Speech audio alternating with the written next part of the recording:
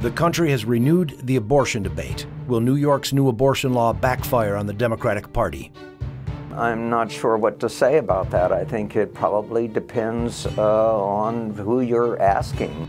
Can Democrats justify the ultimate rationale of late-term abortion? So it comes down to whether you think the mother's right to choose how to live her life is more important than the baby's right to live. Which one of the two is more imperative? People are uncomfortable with it, and I think Democrats ought to listen to their opponents about this and realize that there are legitimate moral questions about abortion. President Trump said America will never be a socialist country. Are the Democrats with the president?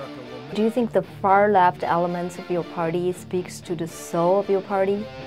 Yes, I do.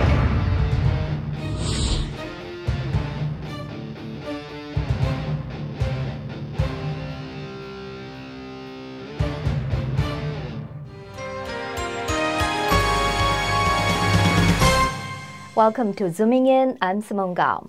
In this country, we're having a heated debate over the path to the future. Border security, abortion, drug addiction, socialism, and so on. Oftentimes, such debates are reduced to short partisan soundbites connected or disrupted by commercial breaks. That is not helpful.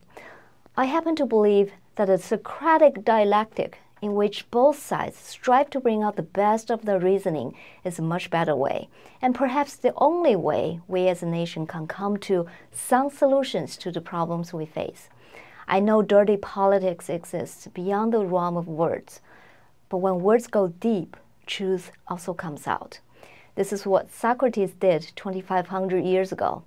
At Zooming In, we try to follow in his footsteps. The last edition of Zooming In focused on Thomas Del Beccaro, author of The Divided Era, from the Republican side. In this edition, I interviewed Thomas B. Reston, author of Soul of a Democrat.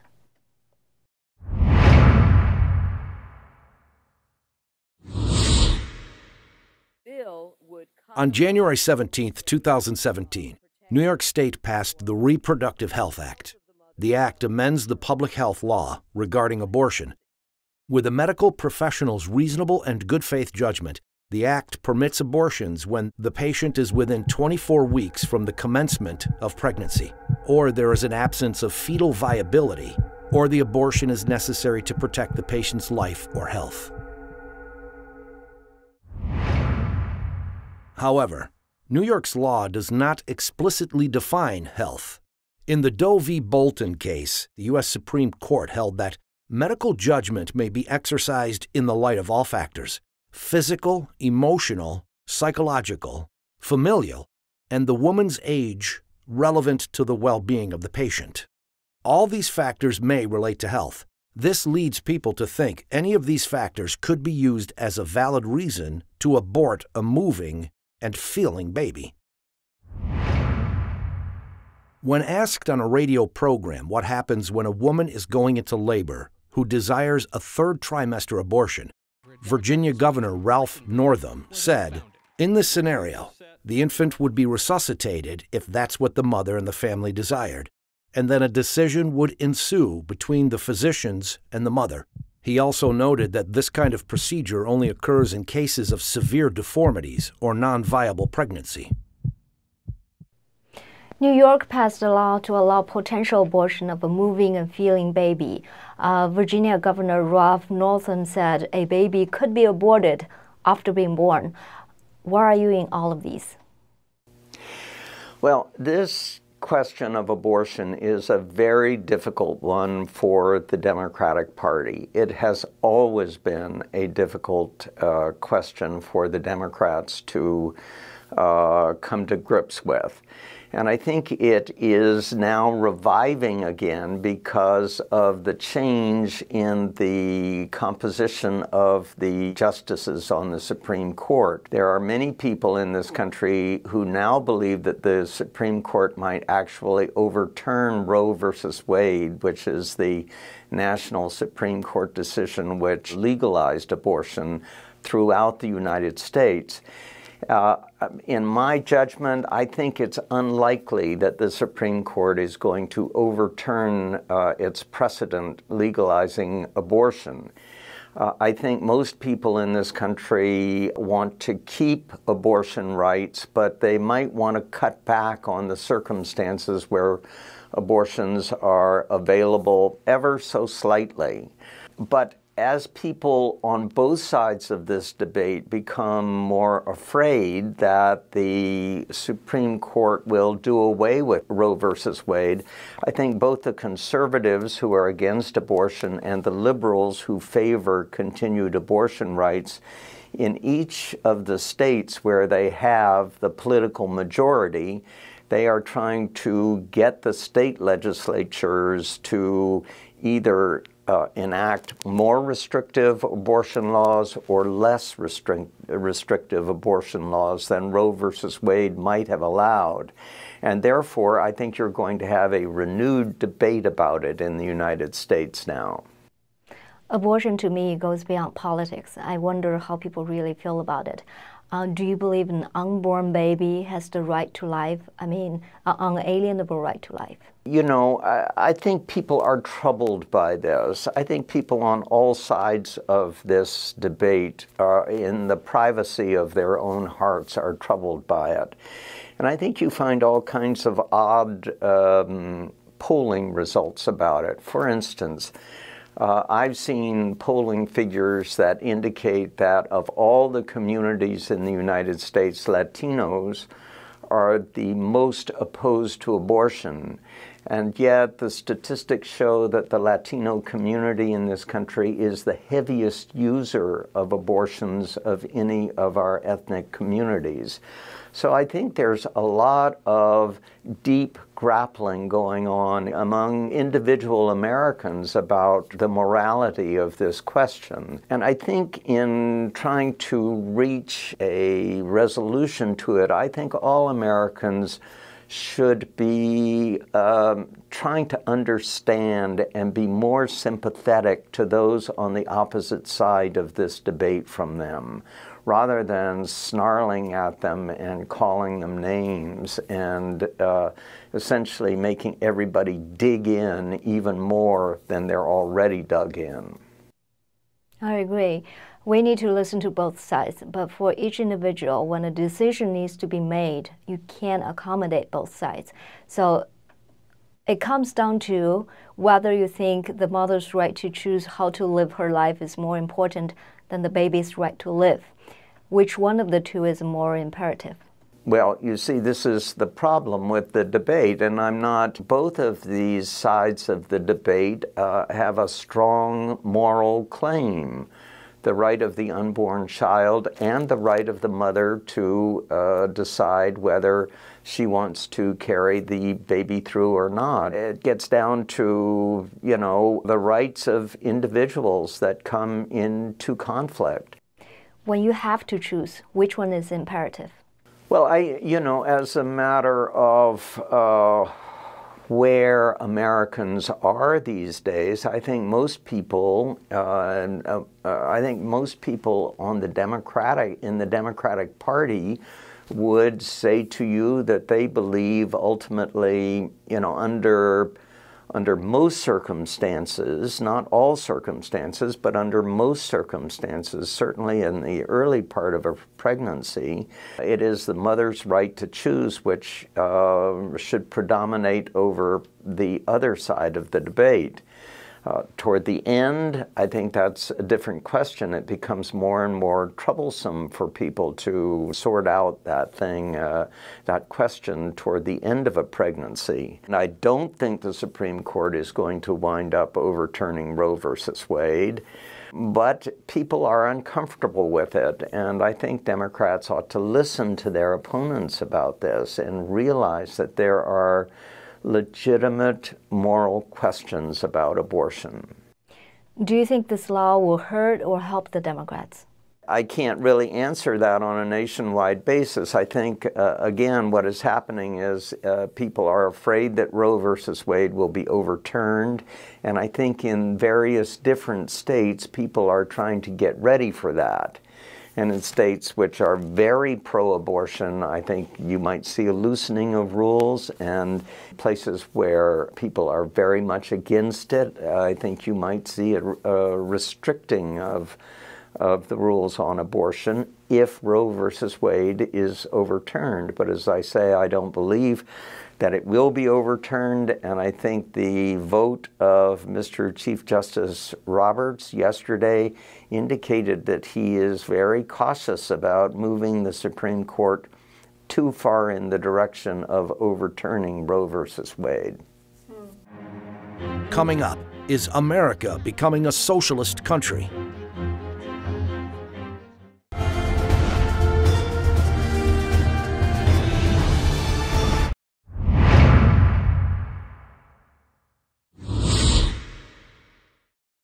Alexandria Ocasio-Cortez, the newly elected representative from New York, is a member of the Democratic Socialists of America. Ocasio-Cortez and Rashida Tlaib are the first two members of the group in Congress.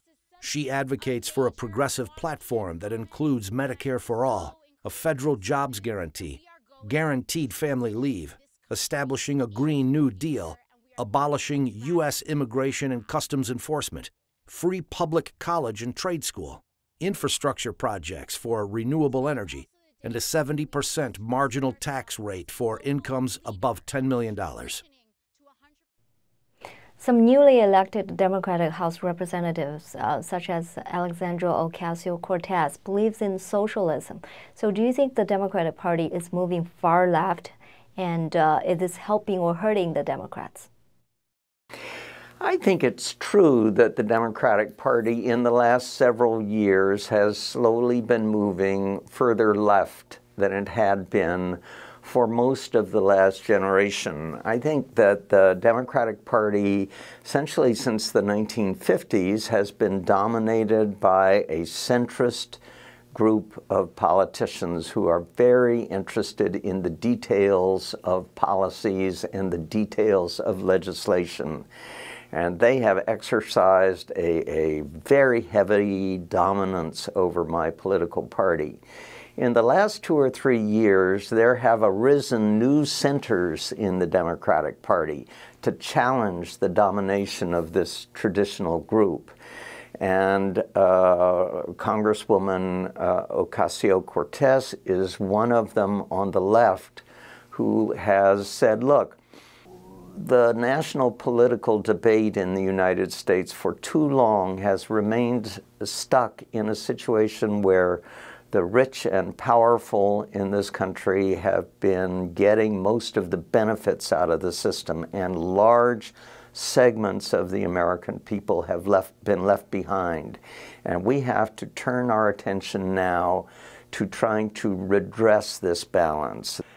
I think she is a very gifted politician, and I think she is changing the debate. There are other people more conservative than the centrists who are also rising in the Democratic Party now to say, wait a minute, we've got very conservative instincts which we think also need to be served by the Democratic Party. So I think there's a real debate that is now emerging inside the Democratic Party for the first time in a generation, and she is part of that debate.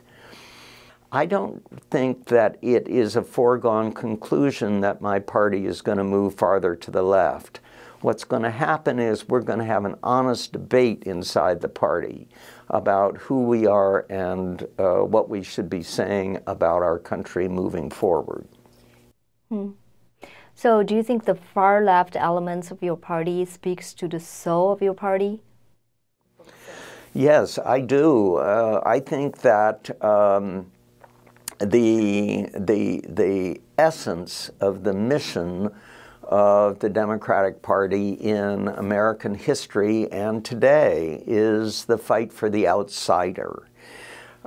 Be it an outsider of religion, or an outsider because of economic status, or an outsider because of geography, or because of race, or for whatever reason, that many Democrats see our politics as a fight between insiders and outsiders.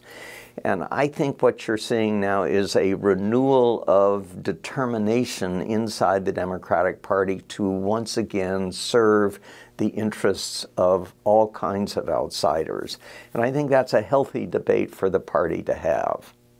And you welcome the far-left elements of your party? I welcome the debate. I am not afraid of the debate at all. I think this is a great time to be a Democrat in this country because of these emerging power struggles. And I'm very interested to see how they're going to turn out. And I think the party has been too long just kind of keeping on. And I think they need to address these fundamental issues of fairness in America. On February 5th, President Trump pledged in his State of the Union that America will never become a socialist country. Here in the United States, we are alarmed by the new calls to adopt socialism in our country. America was founded on liberty and independence, and not government coercion, domination, and control. We are born free, and we will stay free.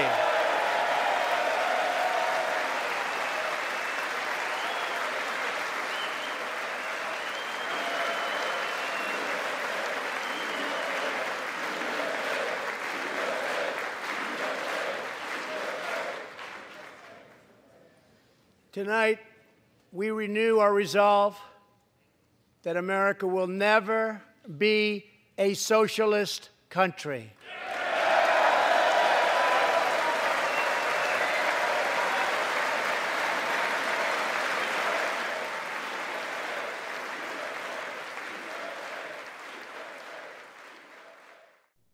The president said we would never become a socialist country. Do you agree with the president that America should never become a socialist country? Yes.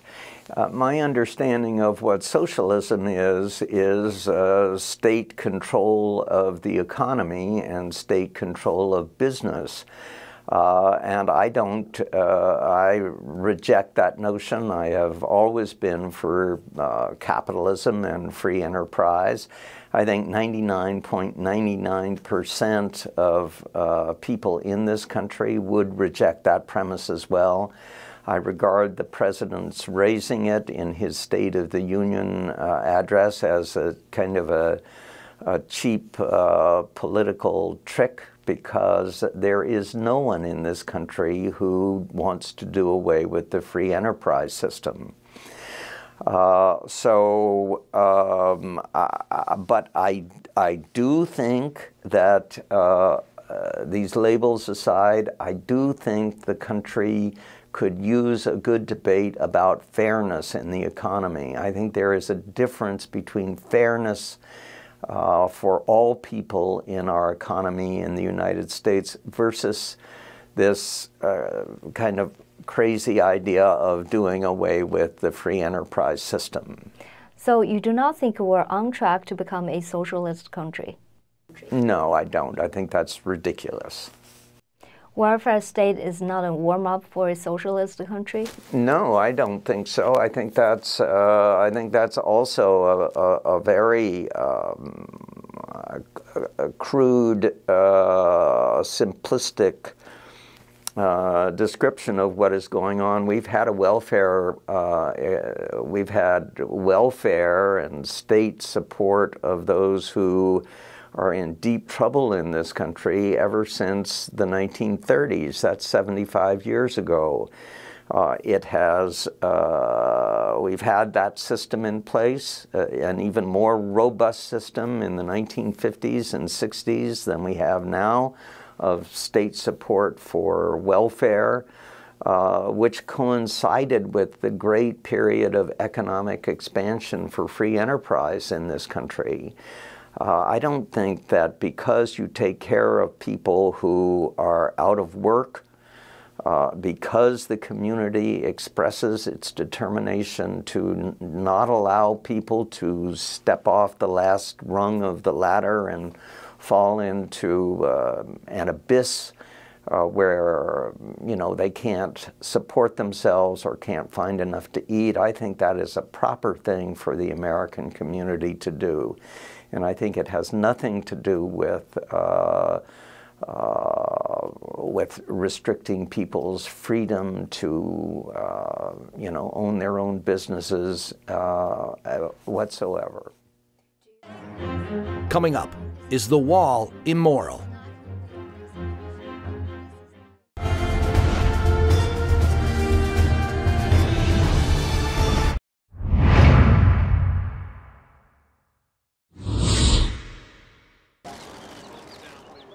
On February 15th, 10 days after his State of the Union address, President Trump declared a national emergency on the southern border, tapping into executive powers in a bid to divert billions for border wall construction.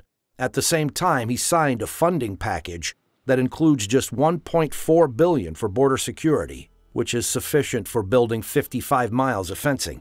The move is expected to face a legal challenge that could stall the attempt in the courts for the near future.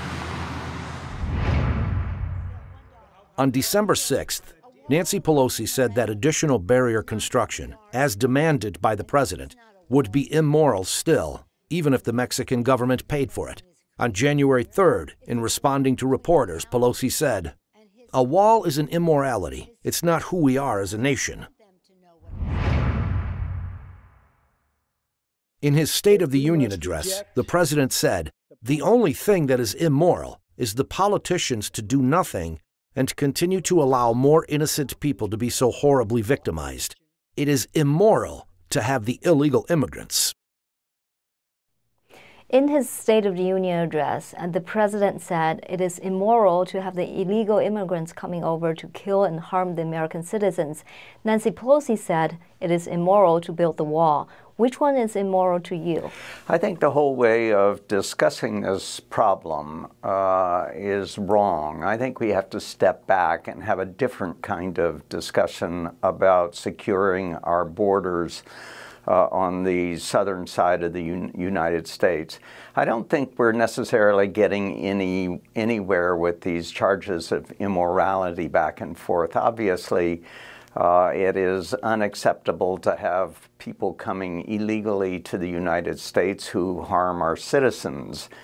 I believe that the building of the wall, as proposed by President Trump, a complete wall across the southern border of the United States, is also sort of very much against the ethos of the American nation.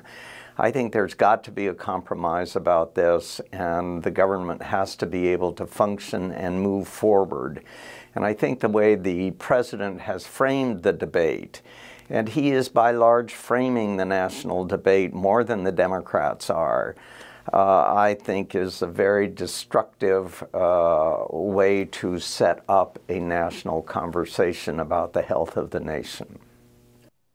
It might be a destructive way to set up a conversation about the safety of our nation, but it is not President Trump, but Nancy Pelosi who set up this conversation. She first characterized the wall as immoral in December last year and said it again in January. Then President Trump responded in his February State of the Union address. What about Nancy Pelosi? She started this whole immorality back and forth by describing the wall as immoral. I think the wall is un-American. That's the way I would. Describe it. And I think the discussion should be about what makes sense on the southern border, rather than these very, very inflammatory words. Seems to me that if the Democrats are simply going to buy into the kinds of terms that President Trump has suggested for the national dialogue, it's not going to turn out well for the Democrats. We should be using our own terms to try to frame the national discussion. So you disapprove both sides? I am, but I think the president is largely responsible for the tenor of the domestic political discussion in the United States. He, more than the Democrats, has framed the way we talk about our politics these days. Reston brings up an interesting point. The president himself, especially through his tweets and the newly robust conservative media, are dwarfed in size by left-leaning mainstream media. And yet, Trump remains the unmoved mover in American and even international media. He framed every discussion, and the opposition media is always reacting to him. Let me know what you think by tweeting at us at ZoomingInSimone. You can also join the conversation on our Facebook page and subscribe to our YouTube channel, Zooming In with Simone Gao. Goodbye until next time.